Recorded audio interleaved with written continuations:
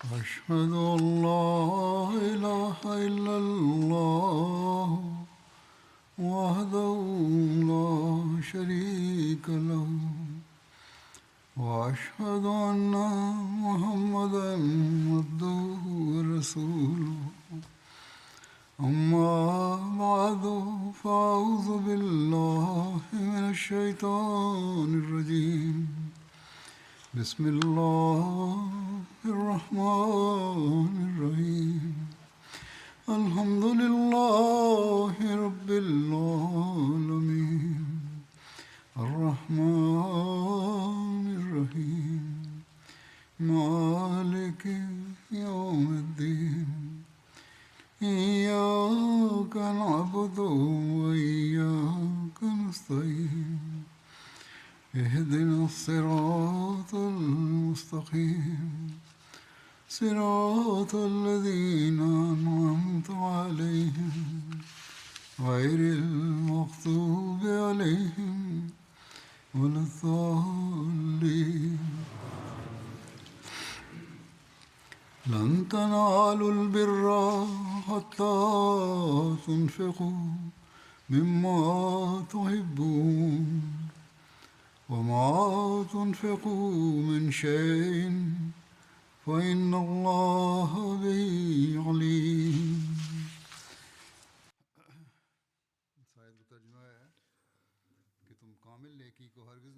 Никогда не достигнете вы добродетельность, пока не будете расходовать из того, что вы любите.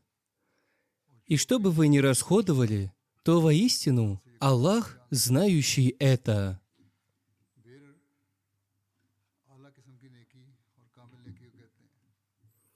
Слово «бир» означает высшая и совершенная форма добродетели.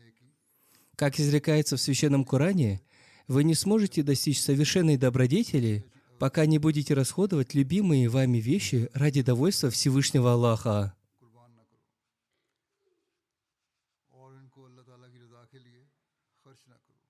Одним словом, истинно верующий, стремящийся к обретению довольства Всевышнего Аллаха, всегда старается достичь те высшие уровни добродетели, которые приближают его ко Всевышнему Аллаху. Всевышний Аллах в Священном Коране во многих местах разными способами дает наставления относительно путей приближения к Нему. И Он упоминает о различных видах добродетели. Одной из добродетелей Он назвал расходование на Его пути. И в прочитанном выше аяте Он изрекает, что расходование богатства или той вещи, которую вы любите больше всего, является высшей добродетелью. Поистине, Всевышний Аллах вознаграждает за совершение каждого благодеяния, которое совершается ради снискания Его довольства. Поскольку человек любит богатство, поэтому его внимание было обращено на расходование богатства. Одним словом, одним из высших уровней веры, истинной добродетельности и жертвенности является расходование того, что вы любите.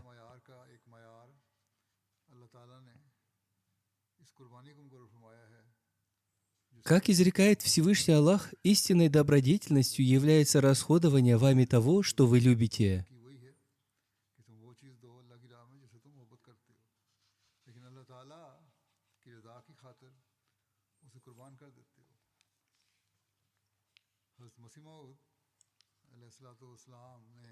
Хазрат обетованный Мессия мир ему в разных местах дал объяснение этого. В одном месте он сказал: «Не должно быть любви к богатству. Это очень трудное дело, и особенно в наше время». Далее он сказал: «Всевышний Аллах изрекает: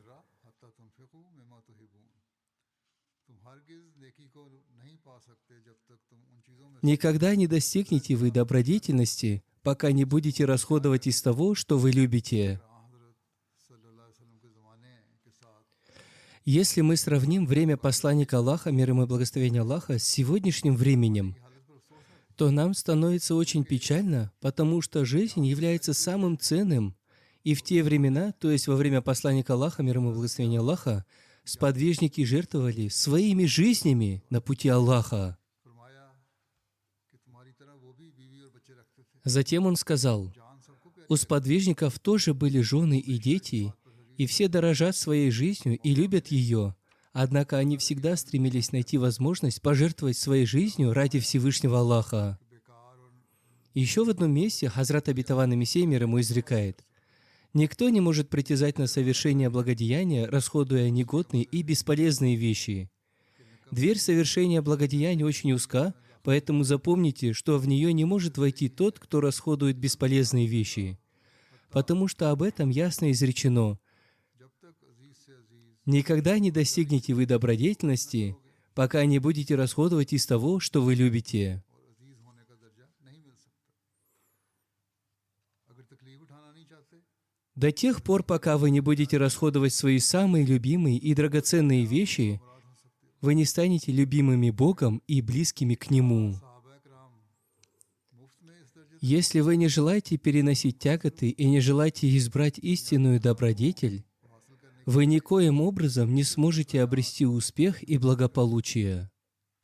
तो फिर कहीं जाकर एक मामूली खिताब Разве уважаемые сподвижники достигли этого уровня просто так?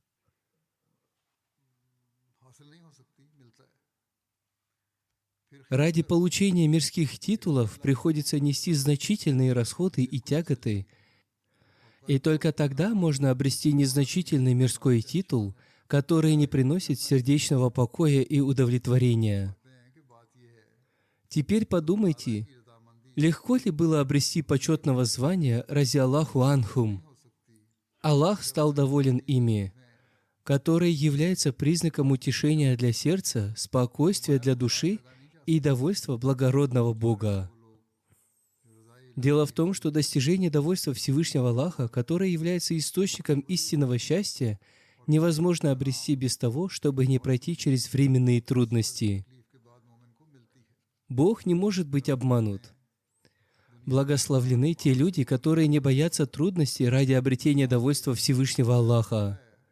Поскольку вечное счастье и постоянное спокойствие приходит к верующему человеку после того, как он перенес временные затруднения. यही वजह है कि हकीकी इत्तेका Еще в одном месте Хазрат Обетованный Мессия мир ему изрекает, तनालुल बिर्रा в этом мире человек очень сильно любит богатство, поэтому в толковании сновидений написано, что если человек видит во сне, что какой-то человек вынимает из груди свое сердце и отдает кому-то, то это означает богатство, поэтому Всевышний Аллах поведал об условии обретения истинной богобоязненности и веры.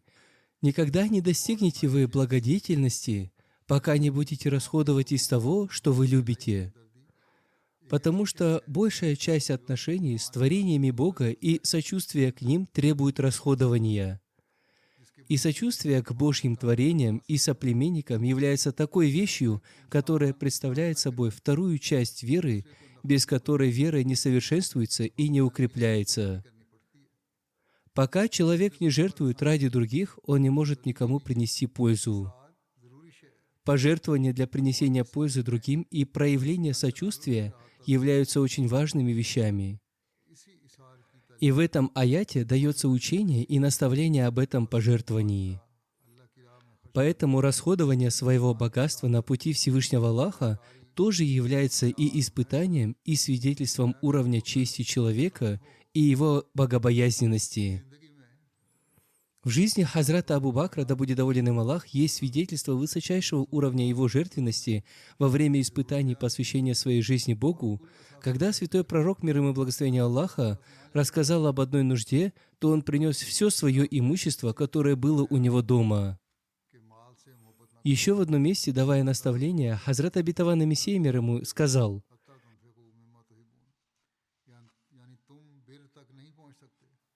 «Не любите богатство, ибо Всевышний Аллах изрекает, никогда не достигнете вы добродетельности, пока не будете расходовать из того, что вы любите». जैसा कि Как я уже сказал выше, бир — это наивысшая и совершенная добродетельность. किस्म की और कामिल नेकी हो। बस ये वो राज है Одним словом, это является тем секретом, который правильно поняли члены Ахмадийской мусульманской общины благодаря правильному воспитанию Хазратом обетованным Мессией мир ему. И сегодня мы свидетельствуем о тех же высших уровнях жертвенности среди членов общины, которые были установлены сподвижниками святого пророка, мир ему и благословение Аллаха, и затем сподвижниками обетованного Мессии, мир ему, находившиеся рядом с ним. И после него, в периоды всех его халифов и до сегодняшнего дня, мы видим эти же уровни жертвенности. Хазрат посланник Аллаха, мир ему и благословение Аллаха, часто призывал к совершению финансовых пожертвований, и сподвижники, правильно понимая дух жертвенности, очень хорошо отзывались на его призывы. В одном хадисе сказано, передаются слов Ибн Масуда, да будет доволен им Аллах, что посланник Аллаха, мир ему и благословение Аллаха, сказал: «Не следует завидовать никому, кроме двоих. Человеку, которому Аллах даровал богатство, и он пожертвовал его на пути истины, и человеку, которому Аллах даровал мудрость и знания, и который судит в соответствии с ними и передает их другим». Одним словом, это были те наивысшие уровни жертвенности, которые установили сподвижники посланника Аллаха, мир ему и благословение Аллаха.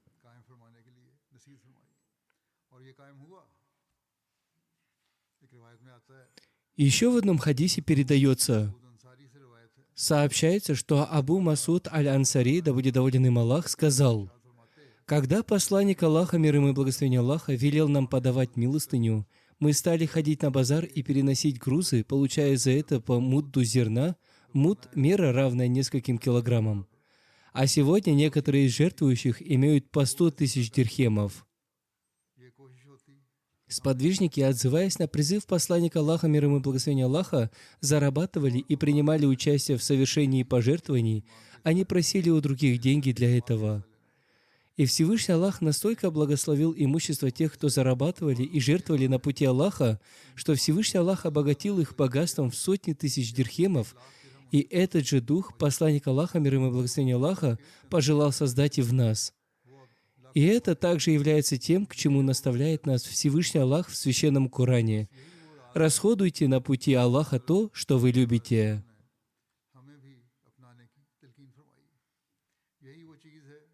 В повествованиях рассказывается, что посланник Аллаха, мир ему и благословение Аллаха, иногда призывал сподвижников к совершению пожертвований, и сподвижники приносили все, что было у них дома, и собранные пожертвования собирались в большую кучу. Для удовлетворения нужд общины всегда требуются пожертвования, и общины пророков всегда понимали это и совершали пожертвования по своим возможностям.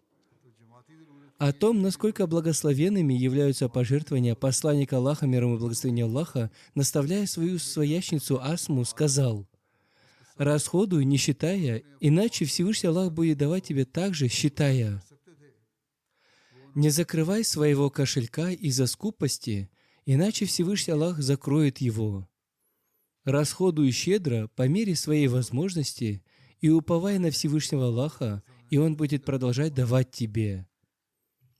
Еще в одном хадисе со слов Абу Хурайры, да будет доволен им Аллах, передают, что пророк Аллаха, мир ему и благословение Аллаха, сказал: «Каждый день, когда рабы Аллаха просыпаются утром, с небес обязательно спускаются два ангела, один из которых говорит: „О Аллах, возмести расходующему свои средства“, а другой говорит: „О Аллах, приведи скупого к гибели“». Одним словом, этот секрет жертвенности поняли мусульмане Ахмади, и история Ахмадийской мусульманской общины полна примерами проявления жертвенности, и с каждым днем их количество увеличивается. И они понимают значение щедро расходующего на пути Всевышнего Аллаха. Один человек написал мне, что у него было лишь немного денег. Он должен был начать свой бизнес, и ему нужно было купить на них необходимые вещи для этого. И он находился в сложной ситуации и не мог принять решение, следует ли ему начать свой бизнес, и тогда его отец посоветовал ему пожертвовать все эти деньги ради Аллаха, и он пожертвовал все эти деньги, и Всевышний Аллах создал средства, и он получил заказ, который принес ему гораздо большую сумму, чем он пожертвовал. И благодаря этому он начал свой бизнес. И Всевышний Аллах благословил его бизнес, и он начал зарабатывать большие деньги. И такие примеры в настоящую эпоху Всевышний Аллах являет последователям Хазрата Обетованного Мессии мир ему, чтобы укрепить их веру. Как я уже сказал, посланник Аллаха, мир ему и благословение Аллаха, в разное время призывал своих сподвижников к совершению пожертвований. Посланник Аллаха, мир ему и благословение Аллаха, передал хадис Кудси, то есть хадис от Всевышнего Аллаха. «О сын Адама, собирай свои сокровища у меня и будь спокоен. У меня нет опасности огня, опасности того, что они утонут. И нет опасности, что они будут украдены вором. Я верну эти сокровища тебе сполна и дам их тебе тогда, когда ты будешь нуждаться в этом больше всего». То есть после смерти, когда человек не знает, как к нему отнесется Всевышний Аллах, и когда он не знает, как он отнесется к его добрым деяниям, Всевышний Аллах сообщает, что он вознаградит его за его пожертвования, и они станут для него средством прощения. Это та сделка, которую Всевышний Аллах заключает с верующими.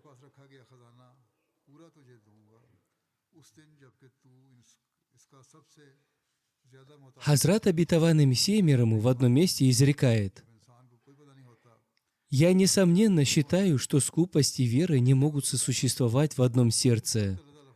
Тот, кто искренне верит в Бога, не считает своим богатством только то, что хранится в его сундуке, а считает сокровища Аллаха своими собственными сокровищами, и скупость покидает его подобно тому, как исчезает тьма при появлении света». Еще в одном месте он изрекает: «Людям следует прилагать все усилия в служении этому движению. В финансовых пожертвованиях они также не должны допускать упущений. Посмотрите, в этом мире ни одно движение не может существовать без пожертвований. Во времена святого пророка, мир ему и благословение Аллаха, пророка Моисея, мир ему, пророка Иисуса, мир ему, и всех других пророков собирались пожертвования. Поэтому людям нашей общины также необходимо обратить внимание на это. Если люди будут регулярно жертвовать хотя бы по 1 песо, самой мелкой монете в год, то можно достичь многого.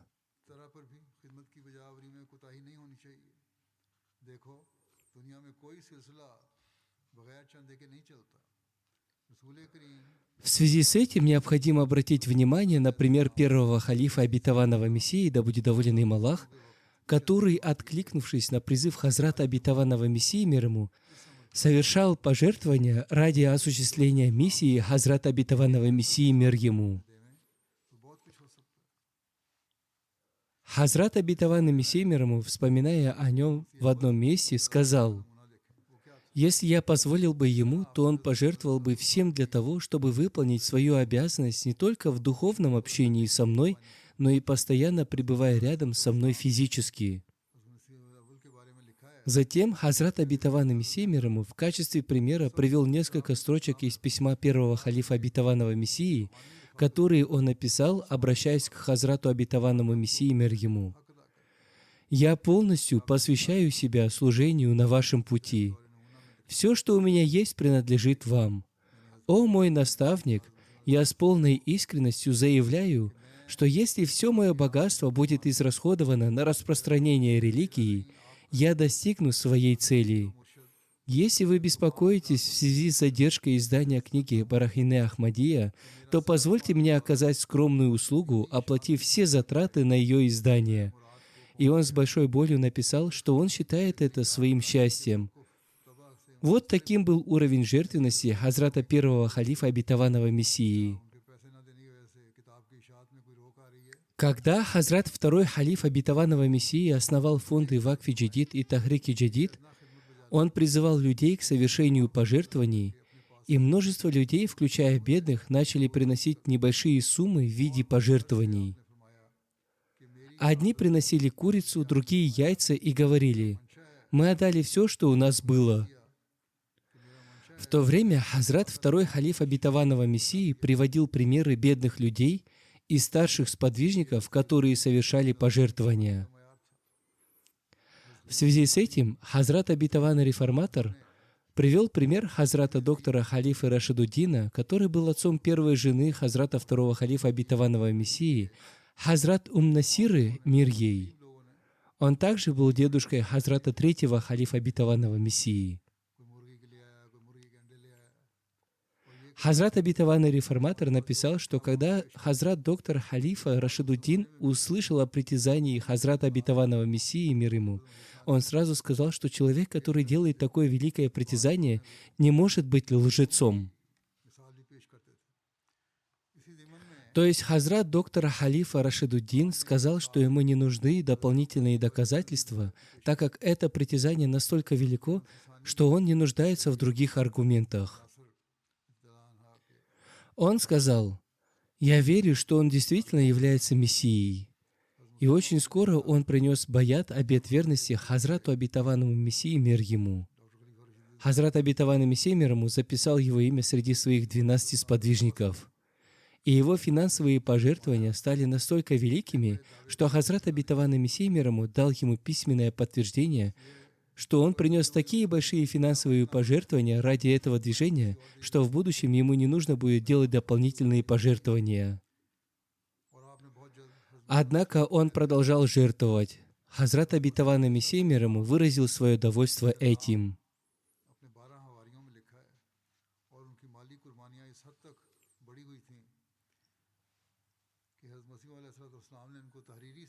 Хазрат Обетованный Реформатор вспомнил тот период, когда шел судебный процесс в Гурдарспуре, и Обетованному Мессии, мир ему, были необходимы деньги.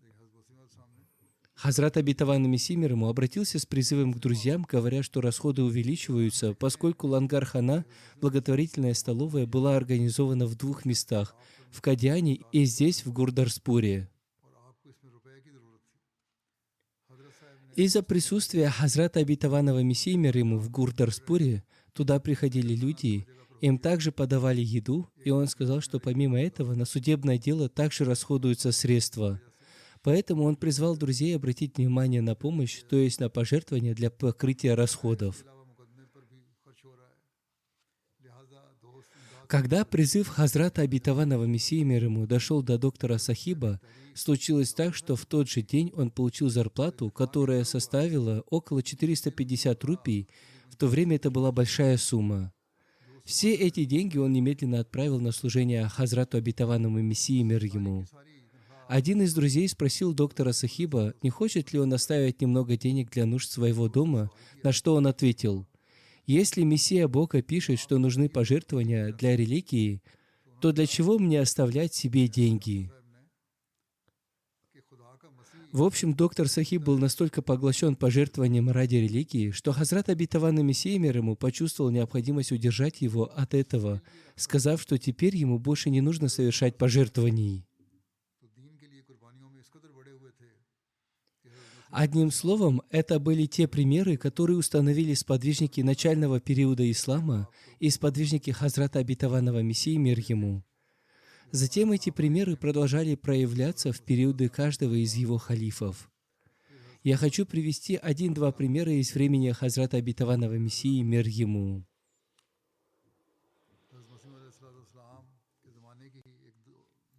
Хазрат Суфи Наби Бахш Мухаджир рассказывает: «Однажды я был на Джальсе Саляна в Кадьяне, и я сказал Обетованному Мессии, мир ему, что я хочу поговорить с ним наедине.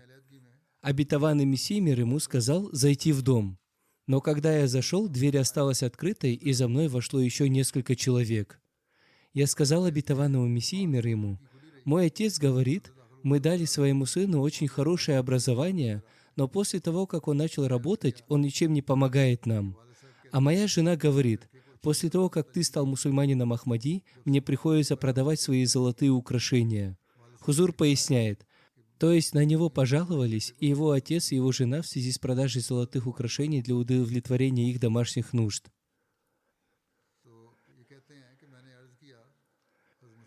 Далее он рассказывает: в то время как я вижу, что здесь, в Кадьяне, ваши последователи жертвуют 1000 рупий, Помолитесь Всевышнему Аллаху, чтобы моя зарплата стала в 2-3 раза больше, чтобы я мог больше служить вам. को चलाने के लिए उनको जेवर बेचना पड़ता हो या ज़रूरत के वक्त कोई ऐसी बात आ जाती हो जहाँ जेवर बेचना हो, इस बात बीवी को शिकवा था।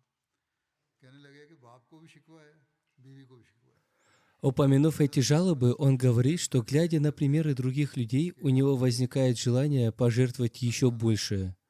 И затем Всевышний Аллах устроил такие обстоятельства, что он получил работу в другой стране с большей зарплатой. Таким образом, он смог как помочь общине финансово, так и поддержать свою семью. खिदमत कर सकूं।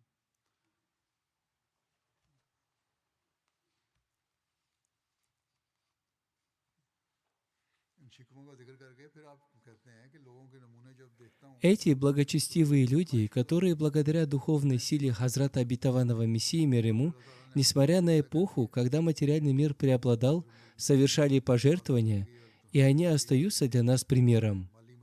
И даже сегодня мы видим подобные примеры, несмотря на то, что в наше время мирские интересы стали еще более господствующими. Тем не менее, люди продолжают жертвовать на пути Аллаха. Особенно поражает то, как бедные люди совершают свои пожертвования, показывая необыкновенную искренность. फिर भी वो कुर्बानियाँ कर रहे हैं। Например, многие жители Африки присылают свои примеры о том, как они совершают пожертвования, несмотря на бедность. Однако, прежде чем говорить об их примерах, я хотел бы представить еще один пример пожертвования бедных людей во времена Хазрата Обетованного Мессии мир ему. Хазрат Кази Камаруддин, да будет доволен им Аллах, повествует о Саидиване Шахе, да будет доволен им Аллах. Он рассказал: «Я спрашивал у Саи Сахиба, с какой целью вы ходите в Кадьян, когда он остановился у меня на ночлег по дороге в Кадьян?» Саи Сахиб жил в Наравале, и он пешком ходил в Кадьян. Хузур поясняет: в то время люди путешествовали пешком, а расстояние от Наравала до Кадьяна, если идти напрямки, составляет минимум 100 миль и даже больше. Далее он рассказывает: «Я спросил Саи Сахиба, вы ходите в Кадьян, чтобы увидеться с обетованным Мессией мир ему?» Он ответил: «Во-первых, это стремление встретиться с Хазратом Обетованным Мессией мир ему. Во-вторых, я беден и не могу совершить пожертвования так, как это делают богатые люди, жертвуя сотни и тысячи рупий. Поэтому я отправляюсь туда, чтобы сделать кровати для гостевого дома, и таким образом мой долг по пожертвованию будет выполнен. То есть я сделаю кровати бесплатно и таким образом покрою свой долг пожертвования. Это чувство, связанное с невозможностью совершить пожертвования, облегчается таким образом. Работа по изготовлению кровати приносит мне удовлетворение. Поэтому я делаю кровати для гостевого дома и чувствую себя спокойным, зная, что этот труд будет моим пожертвованием». Такой дух жертвенности был создан и в бедных людях того времени. Даже в наши дни мы видим, как Всевышний Аллах создает этот дух в людях. Люди из далеких стран, где они несколько лет назад впервые познакомились с Ахмадиятом, приняв ислам, присоединились к ахмадийской общине. Их стремление и страсть к финансовым пожертвованиям поражают.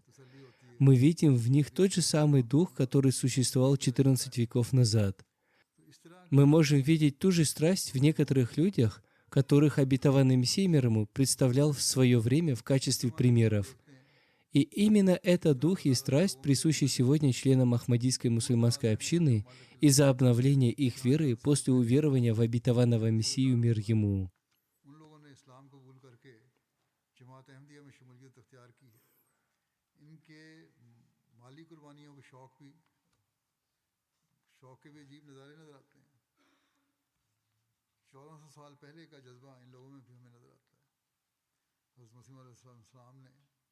जिन बाज़ों की मिसालें अपने ज़माने में दी हैं, उनका जज्बा हमें नज़र आता है।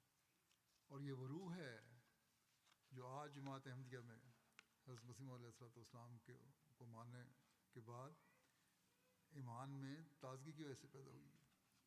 मार्शल आइलैंड के मुल्क ने लिखा कि लादरी Миссионер с Маршалловых островов написал, что Ладри Арзак Сахиба является преданным членом общины. Она усердно работает в столовой. Она ежедневно приходит в столовую и дважды в день помогает готовить пищу.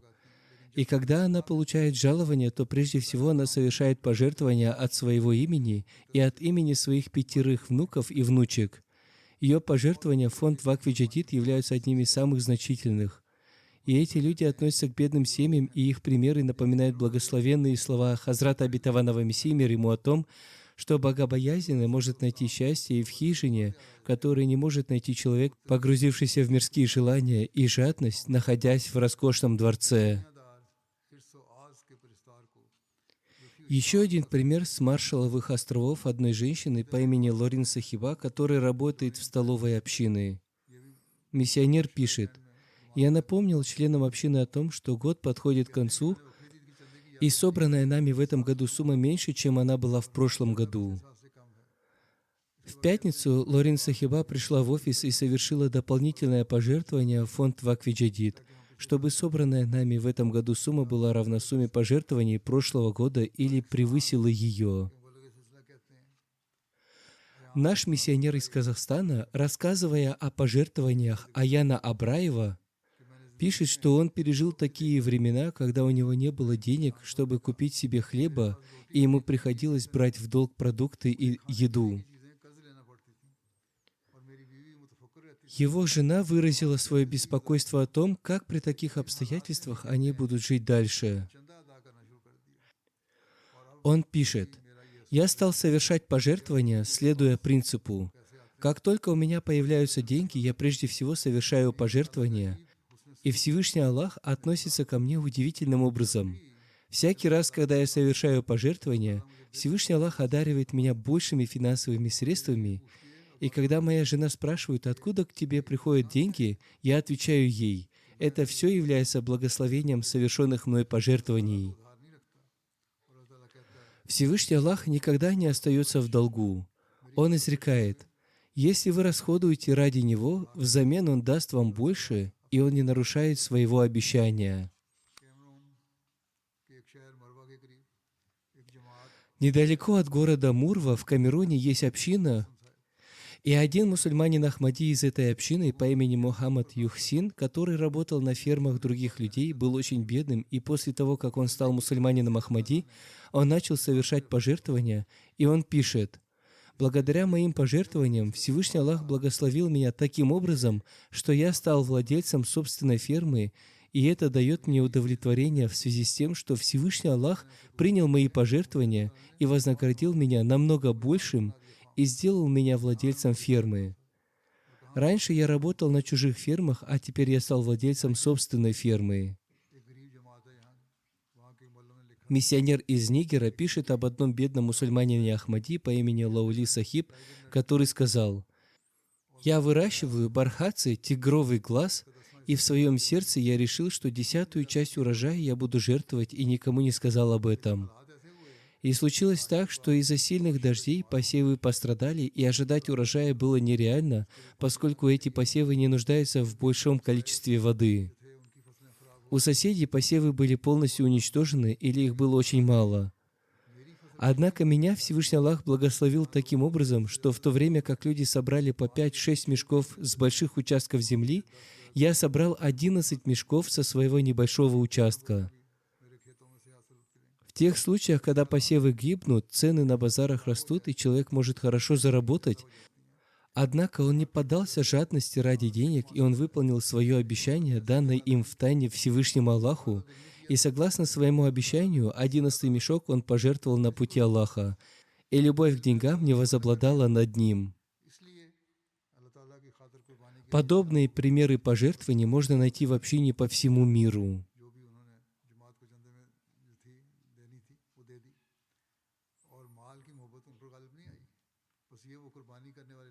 В Гамбии, в Юрабауле, есть община, и глава этой общины пишет: «Я получил некоторую сумму денег и разделил ее на 2 части. Одну часть я оставил для пожертвований, а вторую — на личные нужды. Но, к сожалению, та часть, которую я оставил на личные нужды, пропала, и у меня осталась только та сумма, которую я оставил на пожертвования. Но, несмотря на нужды, я не использовал эти деньги на личные нужды. Хузур комментирует: «Над ним не возобладала любовь к деньгам, и он не использовал их под предлогом, что вторая часть его денег пропала». Далее он пишет: «Я решил, что эти деньги я пожертвую, и я пожертвовал их. Случилось так, что через некоторое время я нашел потерянную сумму, посредством которой я удовлетворил свои нужды». В таких ситуациях, когда есть нужда, любовь к деньгам усиливается, однако эти люди обладают удивительной преданностью. Они обещают Всевышнему Аллаху и выполняют свое обещание.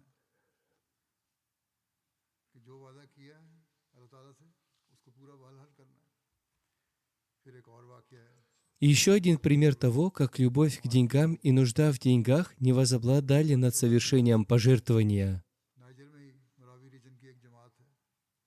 В Нигере, в регионе Моравии, есть община, и один член этой общины по имени Ахмад Сани ежегодно регулярно совершает пожертвования в фонд Вакф Джадид.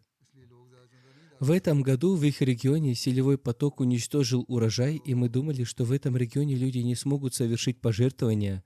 Однако Ахмад Сани Сахиб сказал, несомненно, что из-за обильных дождей и наводнений урожай уничтожен, но это не помешает ему сделать свой взнос. Напротив, он увеличил свой взнос и пожертвовал больше, чем обычно.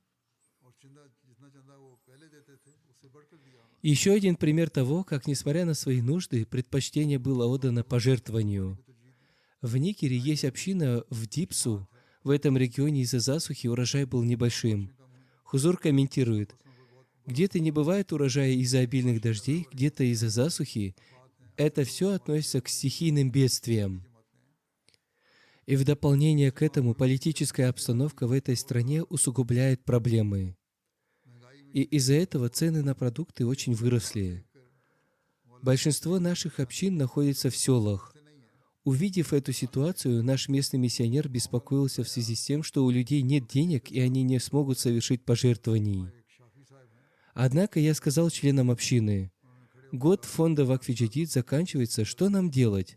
Один мусульманин Ахмади по имени Шафи Ингу Сахиб встал и сказал: «Мы регулярно ежегодно совершали пожертвования, и не было ни одного года, когда бы Всевышний Аллах не возвращал нам многократно больше. Всевышний Аллах благословляет наши пожертвования и щедро одаривает нас. И наше финансовое положение улучшается, и поэтому мы не останемся позади, а напротив совершим пожертвования». И они действительно сделали это. Это тоже пример того, как любовь к деньгам не возобладала над ними. Один мусульманин Ахмади из Танзании по имени Ибрагим пишет: «После того, как я узнал о благословении и пожертвовании, я начал ежемесячно выделять определенную сумму для пожертвований, и благодаря этому мой бизнес развивался, и Всевышний Аллах увеличил мой доход. Однажды наш миссионер спросил меня о моих взносах, и у меня была некоторая сумма денег, которую я отложил на дела своего бизнеса. Однако я, отвечая на призыв миссионера, пожертвовал эти деньги. На следующий день я позвонил человеку, у которого я хотел купить товар для своего бизнеса, и сказал ему, что не смогу этого сделать по причине отсутствия у меня денег. Однако этот человек сказал: «Ничего, половину денег ты уже заплатил, поэтому ты можешь забрать товар и оставшуюся сумму отдашь, когда у тебя будет возможность». Я до сих пор не понимаю, кто и когда заплатил эту первую половину суммы за товар, но я уверен в том, что это было помощью Аллаха, поскольку иногда человек не понимает, как Всевышний Аллах помогает ему. Пример того, как Всевышний Аллах устроил на работу благодаря пожертвованиям. Один мусульманин Ахмади из Чехии рассказывает: «Всевышний Аллах сам научил меня мудрости финансовых пожертвований. Благодаря пожертвованиям я обрел духовную жизнь, и я вижу, что мои однокурсники охвачены проблемами, в то время как я пребываю в полном спокойствии. Другие беспокоятся только о накоплении денег, в то время как у меня появилась привычка. Всякий раз, как я получаю какие-то деньги, я жертвую их на пути Аллаха.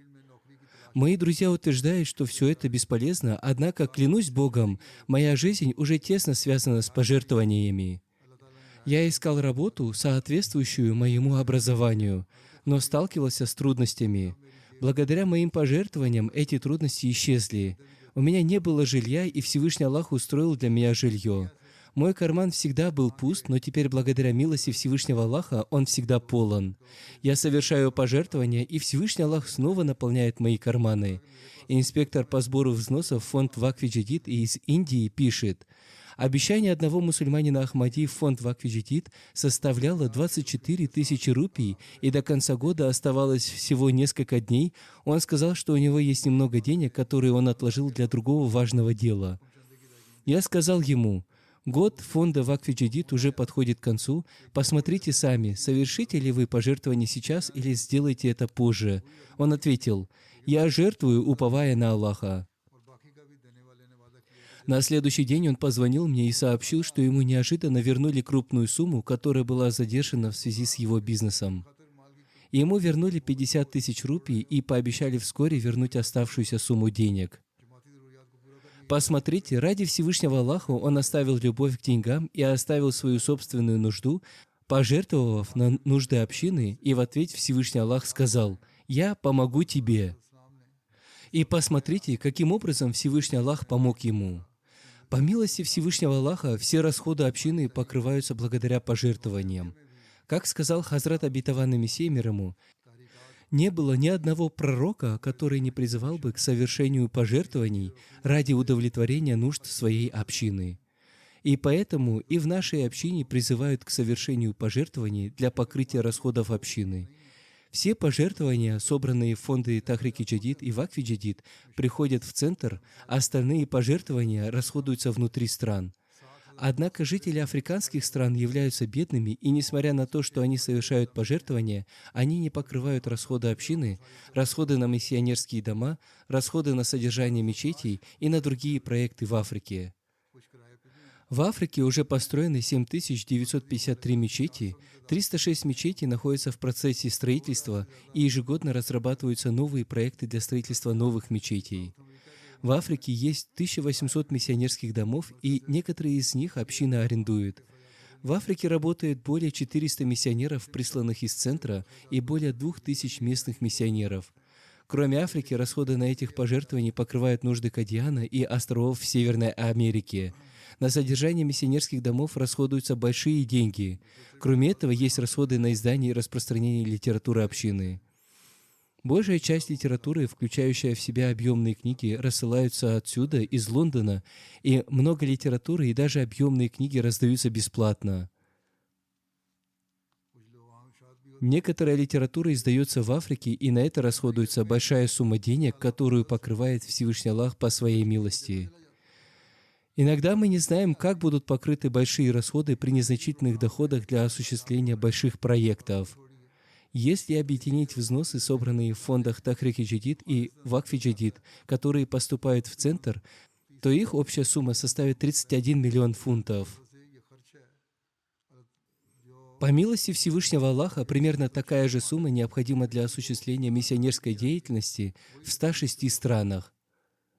Кроме этого, существуют Ахмадийские университеты, Джамия Ахмадия, на содержание которых расходуется несколько миллионов. Миллионы также расходуются на спутниковый канал телевидения МТА. Затем есть расходы на нужды марказа, и иногда приходят мысли о том, как будут покрыты все расходы, но Всевышний Аллах по своей милости покрывает все расходы, и не бывает так, чтобы они не были покрыты. Все проекты и дела общины по милости Всевышнего Аллаха осуществляются. Пусть Всевышний Аллах одарит ответственных лиц общины возможностью расходовать средства общины должным образом, и чтобы никогда не было нарушений в тратах. Хазрат Обетованный Мессия мир ему изрекает: «Для вас будет невозможно любить одновременно Бога и свое имущество.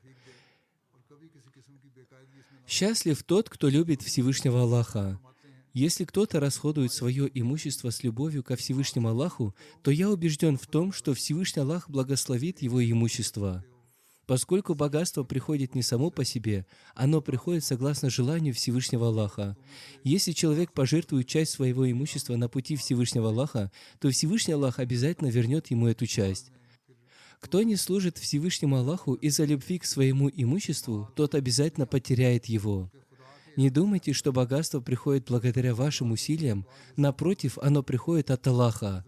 И не думайте, что вы делаете какое-то одолжение Богу или Его посланнику, жертвуя часть своего имущества или совершая какое-либо иное служение. Напротив, это является Его милостью к вам, что Он призывает вас к этому служению. С полной искренностью и правдивостью я говорю, что если вы оставите меня и откажетесь от служения и помощи, то Он создаст народ, который будет осуществлять это служение. Вам следует понять, что это дело осуществляется благодаря небу, и ваше служение для вашего же блага, поэтому в ваших сердцах не должно возникать гордости с мыслью о том, что вы совершаете финансовое служение либо какое-то иное служение. Я снова и снова говорю вам, что Всевышний Аллах не нуждается в вашем служении. Да, это является Его милостью, что Он дает вам возможность осуществлять это служение. Одним словом, это есть тот дух, который обетованный Мессией мир ему создал в своей общине, и по милости Всевышнего Аллаха, по прошествии 135 лет, эта страсть сохранилась в членах общины и в молодых, и в новообращенных. Я привел лишь несколько примеров того, как они поняли дух пожертвования и того, как Всевышний Аллах благословляет их имущество. И они ради Него готовы ко всяким пожертвованиям. Пусть Всевышний Аллах благословит их имущество и жизни.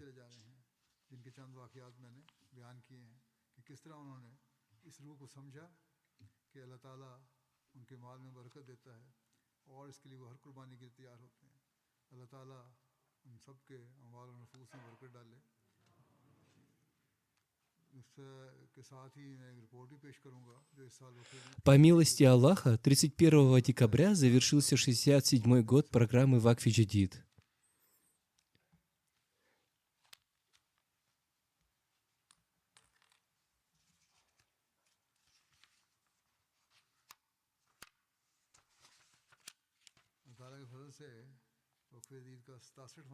Всемирная Ахмадийская мусульманская община в целом пожертвовала 13 миллионов 681 тысячу фунтов стерлингов, то есть около 14 миллионов. Эта сумма на 736 тысяч фунтов больше, чем в прошлом году, альхамдулилля. В плане финансовых пожертвований первое место заняла община Великобритании. Между общиной Великобритании и общиной Канады была очень острая конкуренция. Община Канады значительно увеличила свои пожертвования, но пока что отстает от общины Великобритании. На третьем месте общины Германии, затем США, затем Индии, Австралии, одна из общин Ближнего Востока, Индонезии, затем снова одна из общин Ближнего Востока, а затем Бельгия.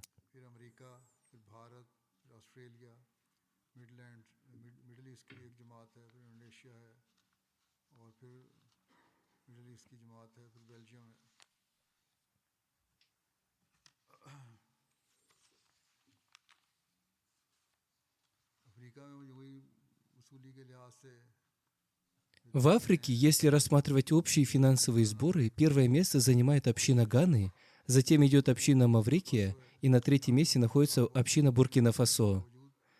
Несмотря на крайне сложные обстоятельства в этой стране, люди продолжают жертвовать. Из многих мест отчеты пока не поступили из-за отсутствия связи. Далее идут общины Танзании, Либерии, Гамбии, Нигерии, Сьерра-Леоне, Бенина и Конго-Киншаса. Количество участвующих в пожертвованиях в фонд Вакф Джадид, согласно представленным отчетам, составляет 1 миллион 551 тысяча человек. Несмотря на сложные обстоятельства, количество людей, совершающих пожертвования, увеличилось по сравнению с прошлым годом. В числе стран, где наблюдается рост, находятся Пакистан, Нигерия, Камерун, Сьерра-Леоне, Гамбия и Конго-Браззавиль.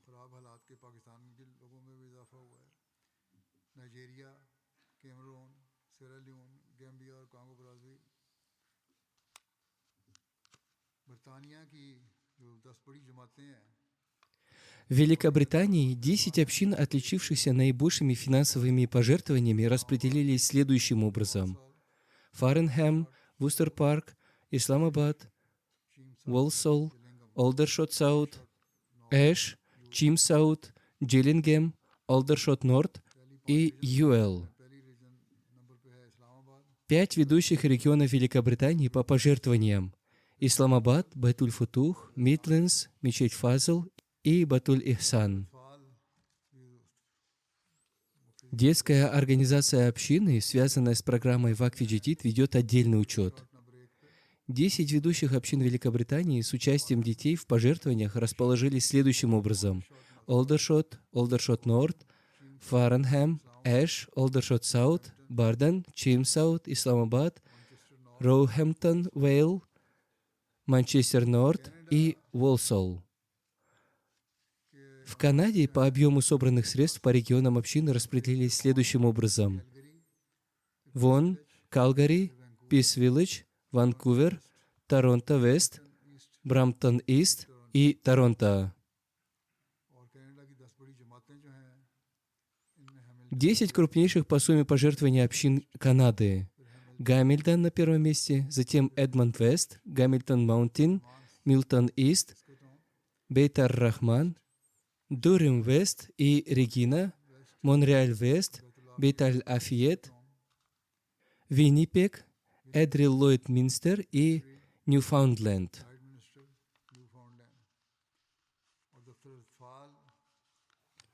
В детских организациях выделяются следующие основные общины по регионам. Вон на первом месте, затем Торонто-Вест, Ванкувер, Пис-Виллидж, Калгари, Миссисага, Брамптон-Ист, Брамптон-Вест и Торонто.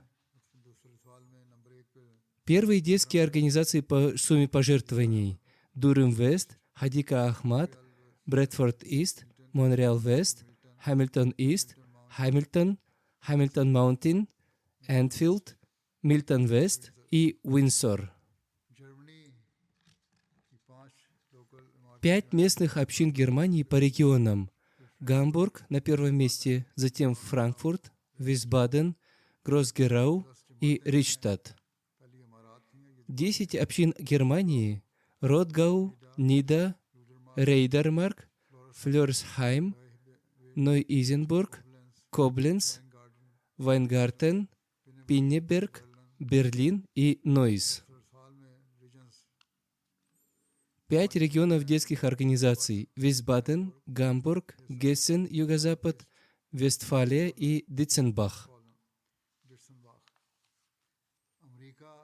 10 общин в США: Мэриленд на первом месте, затем Лос-Анджелес, Северная Вирджиния, Силиконовая долина, Сиэтл, Детройт, Чикаго, Даллас, Южная Вирджиния и Остин.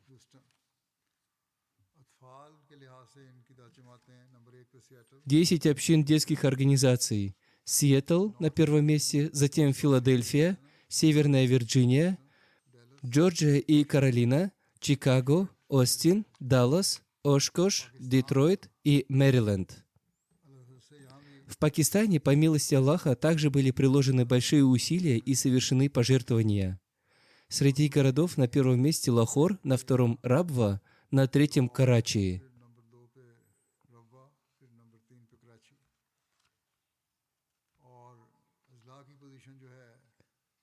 Что касается позиций в округах среди взрослых, то они следующие: Исламабад, Сиалкот, Фейсалабад, Гуджарат, Гуджранвала, Саргодха, Омеркот, Мултан, Хайдарабад и Мирпусхас.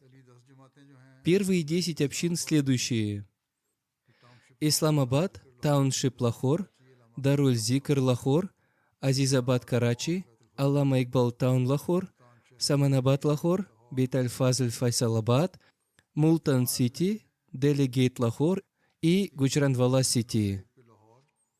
3 крупнейшие общины с участием в пожертвованиях детей: Лахор, Рабва и Карачи.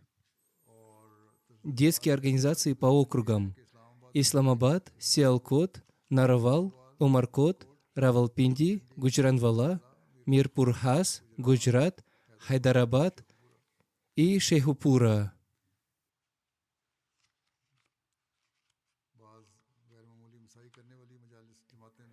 Есть некоторые общины Пакистана, которые прилагают необычные усилия в сборе пожертвований.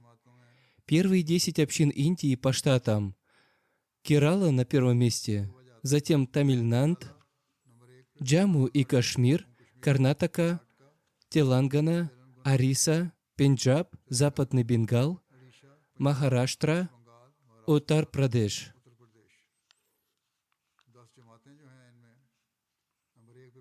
10 общин Индии. На первом месте Коимбатур, затем Кадьян, Хайдарабад, Каликут, Манджири, Бангалор, Беланапаям, Белапалаям, Калькутта, Кёринг, Кералай. 10 общин в Австралии.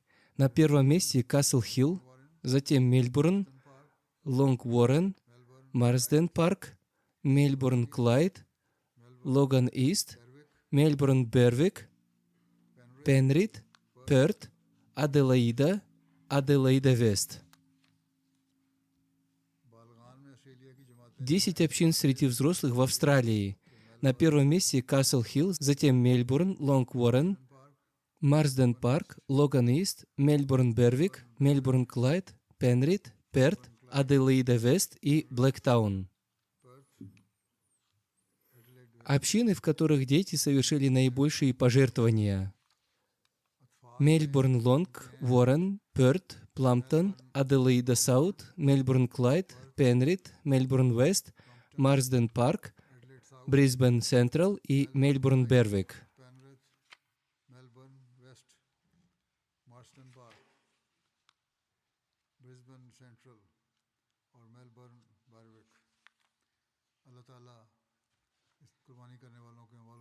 Да дарует Аллах бесконечные благословения имуществу и душам тех, кто совершает пожертвования.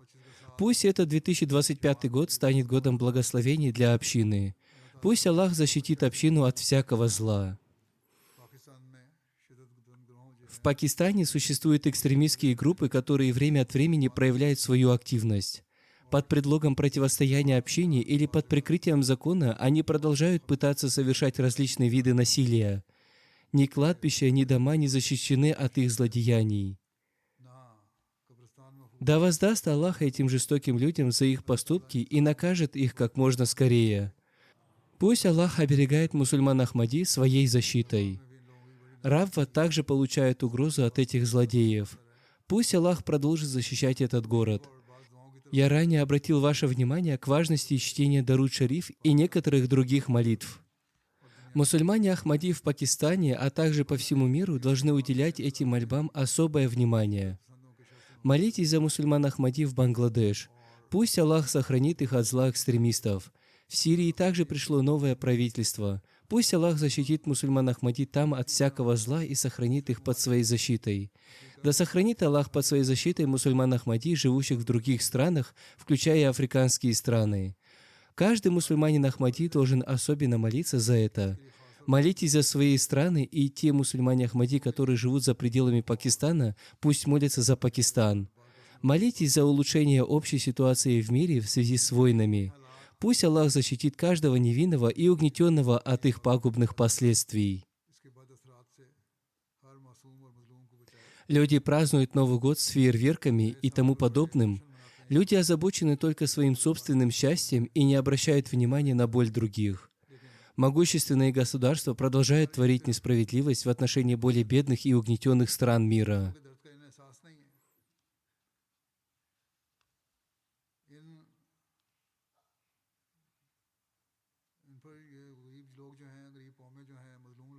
Молитесь о том, чтобы в этом году Аллах разрушил планы всех могущественных государств, творящих несправедливость.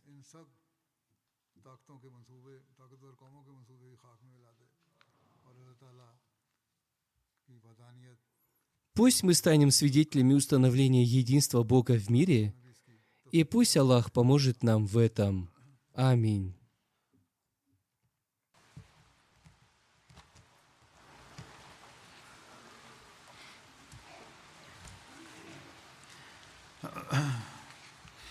Alhamdulillah, alhamdulillah, nahmaduhu wa nasta'inuhu wa nastaghfiruhu wa nu'minu bihi wa natawakkalu alayhi wa na'udhu billahi min shururi anfusina wa min sayyiati a'malina.